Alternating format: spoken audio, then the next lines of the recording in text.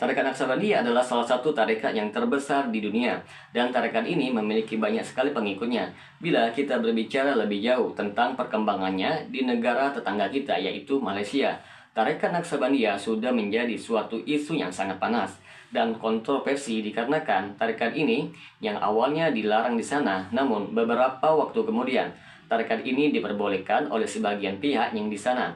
Dan pada tahun 2022 terjadi suatu dialog antara Ustadz Saman Ali dengan Ustadz Engku Ahmad Fadil berkenaan isu tarekat Naksabandia. Namun, teman-teman sekalian, kita akan mengungkapkan sebuah fakta yang cukup menarik tentang ajaran ini.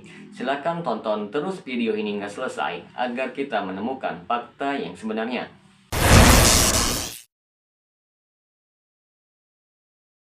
Assalamualaikum warahmatullahi wabarakatuh. Jumpa lagi dengan saya Rio Mulyadi di channel Manhaj Dakwah. Pada episode kali ini kita akan membahas tentang tarekat Naksabandia. Sudah lama saya mendengar ucapan Imam Syafi'i yang diriwayatkan oleh murid beliau Yunus bin Abdul A'la. Jikalau ada seorang menjadi sufi di pagi hari, maka tidak tiba waktu zuhur kecuali ia pasti sudah menjadi orang dungu. Ia juga meriwayatkan bahwa Imam Syafi'i berkata, tidaklah seorang melazimi kesufian 40 hari dan akalnya tidak akan kembali lagi selamanya. Ada buku yang menarik yang berjudul Tarekat Naksabandia, karya Syekh Dimaskia, yang mengupas tentang hakikat tarekat Naksabandia. Di situ beliau menukil banyak hal yang bersumber lebih dari 15 buku-buku utama tarekat Naksabandia. Di antaranya, yang pertama, Al-Anwar Al-Qusiyah fi Manaqib At-Tariqah Naksabandia, karya Abdul Majid Al-Qani. Yang kedua, Irghamul Murid. Yang ketiga, Aurad Az-Zakirin, karya Muhammad Al-Habasi. Yang keempat, Al-Bahya As-Saniyah. Yang kelima, Tanwirul Qulub, dan lain-lainnya. Kalau ada dari teman-teman sekalian yang merasa mengikuti tarekat Naksabandia namun tidak mengenal buku-buku tersebut, hendaknya sekiranya segera membaca untuk mengerti hakikat sebenarnya dari ajaran tarekat Naksabandia. Teman-teman sekalian, di sini saya akan menukilkan beberapa kesesatan dari ajaran tarekat Naksabandia. Yang pertama, mereka meyakini yang pertama meletakkan asas tarekat Naksabandia adalah Abu Bakar As-Siddiq. Meskipun Abu Bakar tidak pernah kenal nama tarekat ini, mereka meyakini bahwa Abu Bakar mengamalkan zikir khafi, yaitu zikir tersembunyi sesuai dengan cara Naksabandia, dengan menahan nafas dan tidak bernapas kecuali di waktu pagi. Dan orang-orang mencium bau daging yang dibakar hingga mereka terganggu dan melaporkan kepada Nabi, dan Nabi menyatakan bahwa itu adalah kabid, yaitu liper atau hati Abu Bakar yang terbakar saat zikir. Yang kedua, disebut Naksabandia karena dinisbatkan kepada seorang yang bernama Muhammad Bahauddin Shah Naksaban. Disebut Naksaban karena lafaz Allah terpatri atau naksi di jahir jantungnya. Ada yang menyatakan bahwa Rasul meletakkan tangannya yang mulia di jantungnya, maka terpatrilah. Yang ketiga, mereka meyakini Ka'bah pergi dan tawaf menuju wali-wali Allah. Nabhani menyebutkan bahwa Ka'bah mendatangi Ibnu Arabi beserta Hajar Aswadnya dan tawaf mengelilingi Ibnu Arabi, dan Ka'bah minta padanya agar diangkat ke makom yang tinggi. Ibnu Abidin dalam hasyiahnya menyebutkan bahwa jika Ka'bah sedang keluar berziarah ke orang-orang yang punya karomah, ketika itu boleh sholat di atas tanahnya. Yang keempat, Muhammad Al-Ma'sum menyebutkan ketika ia masuk ke Masjidil Haram, ia melihat malaikat tawaf dan bidadari di surga juga sedang tawaf, dan Ka'bah menciuminya dan memeluknya karena kerinduan padanya yang sangat. Selesai haji, ia menyatakan bahwa malaikat datang padanya membawa surat dari Allah bahwa hajinya diterima. Ketika di Madinah, ia melihat Nabi keluar dari hujrah dan memeluknya. Kemudian dia melihat seluruh alam dan juga aras menjadi terang karena cahaya dirinya. Yang kelima, tidak butuh Allah. Al-Qusairi dan As-Sakhrudi menyebutkan bahwa ciri-ciri sufi adalah mereka tidak memiliki suatu hajat pun pada Allah, tapi anehnya mereka merasa butuh dengan makhluk. Dalam syairnya, wahai kekasih ilah, ambillah tanganku, aku tak punya sandaran selain padamu karena lemahku ini. Yang keenam, meyakini kuburan punya urusan yang agung. Dalam Tanwirul Qulub disebutkan, berkata sebagai masyayikh bahwa Allah memerintahkan di setiap kubur seorang wali itu seorang malaikat yang memenuhi hajat-hajat, dan terkadang wali itu keluar dari kuburnya dan ia sendirinya memenuhi hajat orang-orang. Yang ketujuh, mencari ilmu. Al-Qusairi menyebutkan dari Abu Bakar Al-Waraq bahwa penyakit murid ada 3. Yang pertama, menikah, menulis hadis, dan sabar. Dan disebutkan juga bahwa termasuk adab yang buruk dari seorang murid adalah turunnya dari mencari hakikat menuju ilmu. Maka teman-teman sekalian, coba kita lihat bagaimana Ahlul Hadis menuliskan riwayatnya.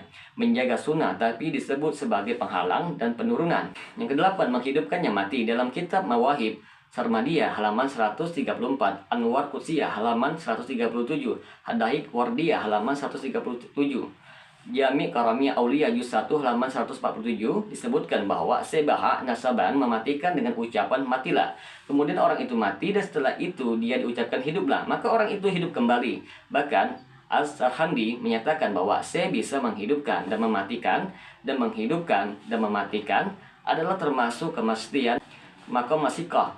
Ini keyakinan yang sangat buruk lagi kufur. Yang kesembilan, mendengar langsung kalamullah. Salah seorang mengucap salam kepada Bahasya Naksaban dan ia tidak menjawab. Setelahnya itu ia meminta maaf dan mengatakan bahwa tadi ia sedang sibuk mendengar langsung kalamullah. Ahmad Al-Faruqi Al-Sahandi menyatakan dia sering dimi'rajkan sampai ke atas aras. Yang ke-10, dalam Maktubat Al-Imam Ar-Rabbani halaman 144 disebutkan, jika kalian belum sampai batas gila, maka dia sampai batas Islam. Sungguh benar apa yang diucapkan oleh Imam Syafi'i. Yang ke-11, Nabi jadi makmumnya wali. As-Sarhandi menyangka dia bertemu dengan Nabi Ilyas dan Khidir dan menanyakan apakah mereka sholatnya menggunakan mazhab Syafi'i. Nabi Ilyas dan Khidir menjawab, kami bukan mukallaf, tapi kami sholat dengan mazhab Syafi'i karena kami sholat bermakmum kepada sang wali kutub yang dia bermazhab Syafi'i. Yang ke-12, binatang jadi guru tarekat. Muhammad Abdul Al-Qani An-Naqsabandi berkata, adapun dari kalangan hewan kami punya beberapa se di antara mereka. Di antara se yang kami sangat bersandar kepadanya ialah kuda. Sesungguhnya ibadahnya menakjubkan. Juga elang, kucing, anjing, singa, lebah, dan lainnya. Aku tidak bisa menyeru sifat ibadah mereka. Syekh Muhammad Naksaban, pendiri tarekat ini, di awal kisahnya menjadi sufi, diperintah gurunya untuk mencari anjing dan melayaninya dan meminta madat, yaitu pertolongan kepada anjing itu. Ia berkata, sampailah suatu hari aku menemui seekor anjing. Ketika aku bertemu dan berdiri di depannya, aku mendapati keadaan yang luar biasa. Dan tiba-tiba aku menangis sejadi-jadinya. Dan anjing itu berbaring dan mengangkat keempat kakinya ke arah langit. Aku mendengar suara tangisan sedih dan suara diri. Aku mengangkat kedua tanganku sambil mengatakan, amin, hingga anjing itu diam dan berdiri. Dan aku menemukan seekor bunglon dan tiba-tiba aku terbetik untuk meminta syafaat kepadanya.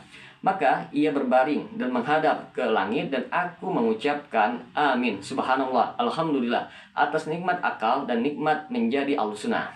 Ke-13, Allah yang menyembah dan juga yang disembah. Dalam kitab Sab'ul Asral fi Madarijil Akhyar halaman 83 disebutkan, dan hakikatnya bahwa Allah adalah yang menyembah dan juga yang disembah. Ini persis dengan keyakinan Rusa Ibn Arabi. Rabb adalah hamba dan hamba adalah Rabb.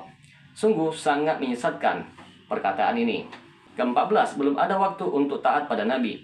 As-Sarhandi menukil bahwa Sultan Mahmud Al-Ghaznawi mengirim surat kepada Abul Hasan Al-Qarqani Naqsabandi mengingatkan untuk taat kepada pemerintah. Ketika dibacakan ayat taatlah kepada Allah dan taatlah kepada Rasul dan kepada ulil amri, Abul Hasan menjawab, saya sedang sibuk taat kepada Allah dan belum ada waktu untuk taat kepada Rasul. Ke-15, Allah yang tidak aku kenal. Dalam kitab Rasayat Ainul Haya halaman 139 disebutkan bahwa hendaknya seorang murid itu mengarah kepada kejahilan dan hendaknya ketika sholat ia berniat seperti ini, aku menyembah Allah yang tidak aku kenali, kemudian takbir Allahu Akbar. Ke-16, dialog Syekh dan murid. Dalam kitab Rasyahat Ainul Haya halaman 140 disebutkan bahwa Syekh Abdurrahman Al-Jami An-Nasabandi berkata kepada muridnya, saya berkata, jika guru kalian marah kepada kalian, apa yang dia ucapkan? Murid-murid menjawab, guru kami berkata, ketika kalian di depanku, kalian merasa takut kepadaku. Jika kalian sudah pergi dariku, kalian melupakan Allah, dan kalian tidak mengenalnya. Saya berkata, ketika itu kalian menjawab apa? Murid menjawab, kami diam dan tidak menjawab apa-apa. Saya berkata, seharusnya kalian mengatakan, kami tidak kenal Allah, kami kenalnya Anda. Subhanallah. Syekh Naqsabandi ini malah menganjurkan untuk tidak kenal Allah. Ke-17, bidatul wujud.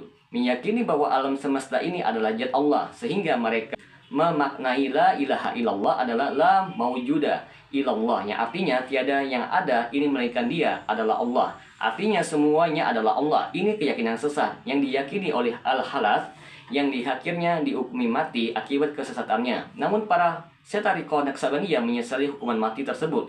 Bahkan Al-Sarhandi dalam Mawahib Sarmadiyah disebutkan, aku mendapati bahwa Allah adalah diriku.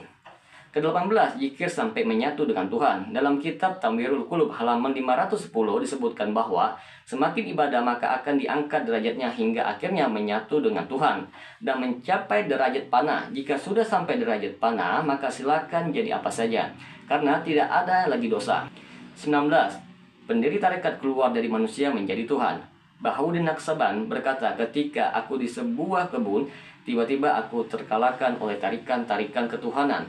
Maka terjadi padaku ketidaksadaran. Maka tiba-tiba aku terhubung dengan panah hakiki. Dan aku benar-benar mengalami panah di dalam Allah sebenar-benarnya. Dan aku melihat bahwa aku dalam bentuk sebuah bintang di sebuah laut, dari lautan-lautan tanpa batas. Kemudian setelah 6 jam, aku mulai kembali menjadi manusia, sedikit demi sedikit. Bahauddin mengaku keluar dari menjadi manusia saat mengalami fana hakiki selama 6 jam. Hakikat fana adalah ketika menyatu dengan Tuhan, dan seperti ucapan Halath yang dipanjang itu, akulah yang maha suci Allah, maha suci aku, subhanallah. Ini adalah keyakinan kufur bidatul wujud. Semoga dengan sedikit penjelasan ini dapat memberikan manfaat bagi teman-teman sekalian. Dan apabila channel ini memberikan manfaat bagi teman-teman sekalian, silahkan subscribe dan share.